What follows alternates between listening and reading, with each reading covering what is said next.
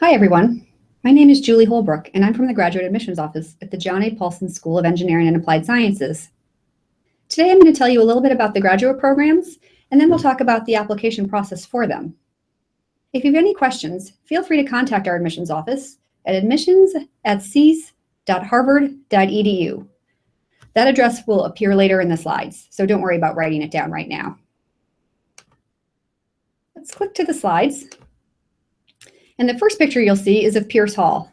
This is one of our main buildings on our Cambridge campus. It houses administrative offices, classrooms, and most importantly, laboratory space.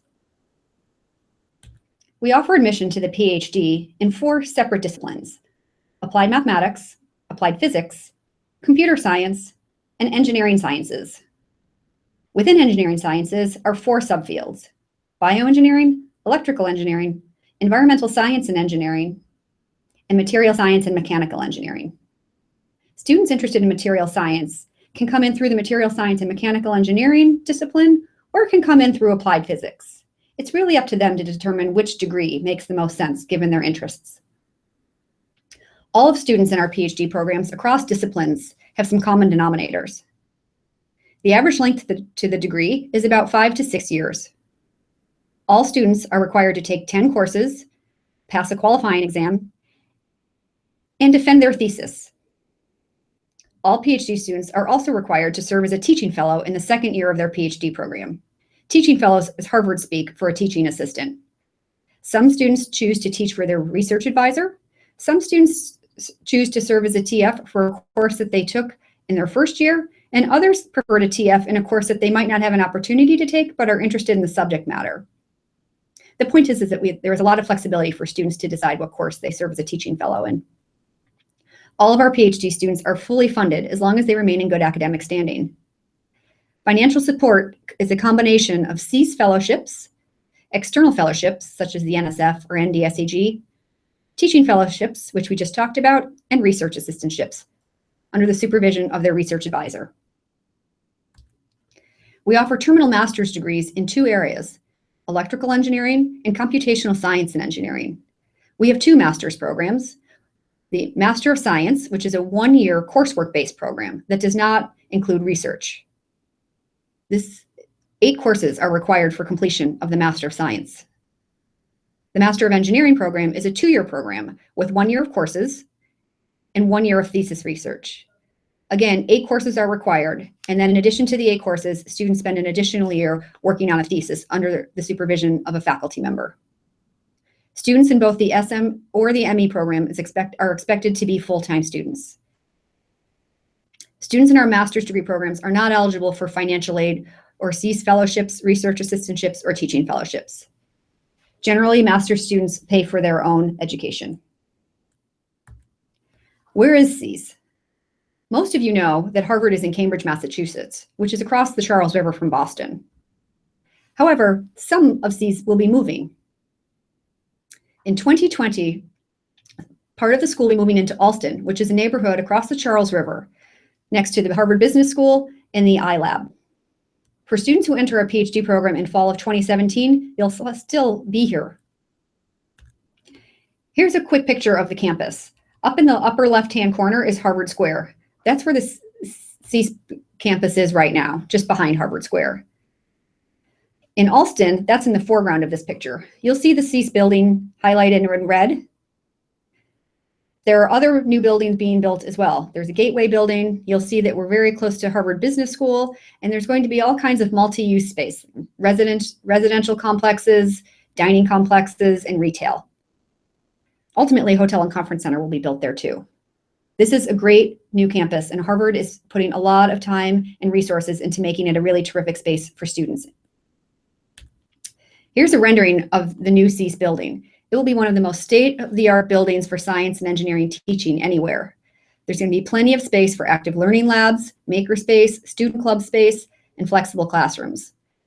Most importantly, there's going to be a number of faculty research labs located there. It's across the street from the iLab, which is currently a hub for student entrepreneurship. About 2/3 of CEAS will move to Allston, and the remainder will remain in our current buildings in Cambridge. Generally speaking, faculty and students in applied math, applied physics, And environmental science and engineering will remain in Cambridge and continue to make use of our facilities here. Most of bioengineering, computer science, electrical engineering, and material science and engineering will relocate to Alston. On to the nuts and bolts of the application process. The application is simple and wholly electronic. You don't need to mail us anything. It's available from the Graduate School of Arts and Sciences website. You'll see the link below. You'll be able to go on, create an online account, and begin the application. You'll be able to save your work and return to it as needed. The application is open and available, so feel free to set up your account anytime.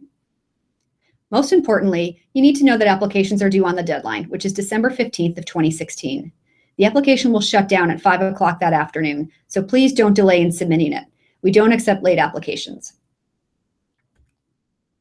The application includes the application form itself, an application fee, your statement of purpose, the C supplemental form, which is embedded in the application, 3 letters of recommendation, official GRE scores, official TOEFL scores if required, and copies of all undergraduate and graduate transcripts. You'll be able to upload your transcripts to the application, save them as a PDF, and attach them to the application. They don't need to be official. Your letter writers will submit their letters directly online after you register them. You'll put their names and email addresses into the application, and they'll get notification that you've asked them to submit a letter on your behalf. To request official score reports from ETS, use code 3451. This is the Graduate School of Arts and Sciences code. CEAS does not have a separate code. Let us share some words of wisdom about the application. We have years of reviewing many applications. The most important thing you need to do is to show us that you've done your homework about CEAS. Use the application to show us why we're the right school for you and why you're the right fit for us. The best way to do that is to show us that there's a good match of research interest between you and our faculty. To learn more about our faculty, go to our webpage and you'll see this hyperlink here. That'll take you to a page that organizes our faculty by research interests. So you'll be able to go to a particular topic and see all the CEAS faculty from across disciplines that are interested in that topic. Be specific in your statement of purpose, but try to keep it to 2 pages.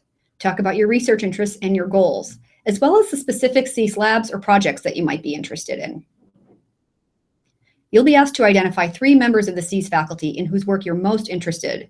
This is a separate question on the application. Choose these folks carefully. This is who we'll send your application to first. Keep in mind that our faculty are reading hundreds and hundreds of applications, and so it's really important that we get yours in front of the right set of eyes as early in the process as possible. You'll also be asked to rank order your areas of research interest on the CEAS supplemental form. Rank only 3. Anything more than 3 isn't all that useful. You're welcome to rank across disciplines, meaning you'll see that it's organized by our main disciplines, applied mathematics, applied physics, bioengineering, for example. You're welcome to pick 1 topic in bioengineering and 1 topic in applied physics, if that makes sense for you. CEAS is very interdisciplinary, and faculty are looking at students from across the applicant pool, not just in a particular area. Your letter writers should be able to speak in very specific detail about your preparation for research, your creativity, and your skill set. We require 3 letters. At least 2 of them should be from academics. A 3rd letter from an industry or an internship is fine if it's appropriate and makes sense for you. Give your letter writers plenty of time to submit a letter on your behalf.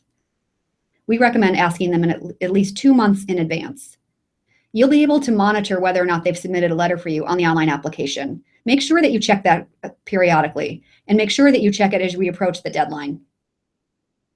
The general GRE is required for all applicants, and the subject test is optional.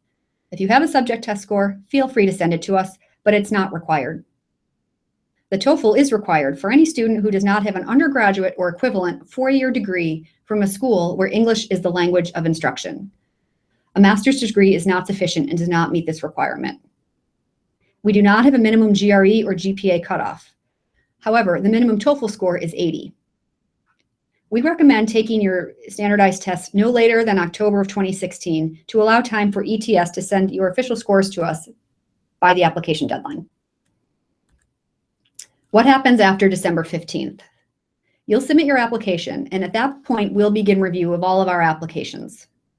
We'll spend the later weeks in December, all of January, and the early part of February reviewing applications.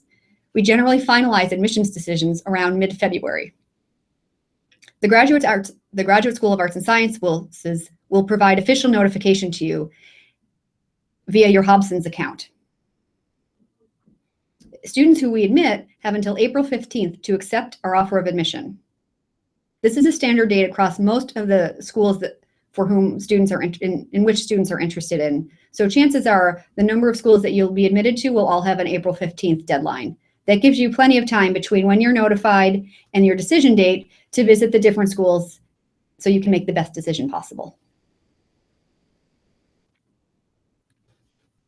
We hope that we've covered most of your questions, but just in case we haven't, here are a couple additional resources for you. This first link is about our specific degree requirements. Here you'll find information for PhD students about the kinds of courses that PhD students take and what we expect in terms of their depth and breadth. There's also information about the master's degrees. For more information about the application process, you can visit the SEAS website or the Graduate School of Arts and Sciences websites. Follow the links to prospective students and admissions, and you'll find a number of FAQ pages and checklists and those kinds of things. Finally, if you have a really quirky question that isn't answered on the website, don't hesitate to contact us at admissions@seas.harvard.edu. A member of the admissions team will respond to your email as soon as we can.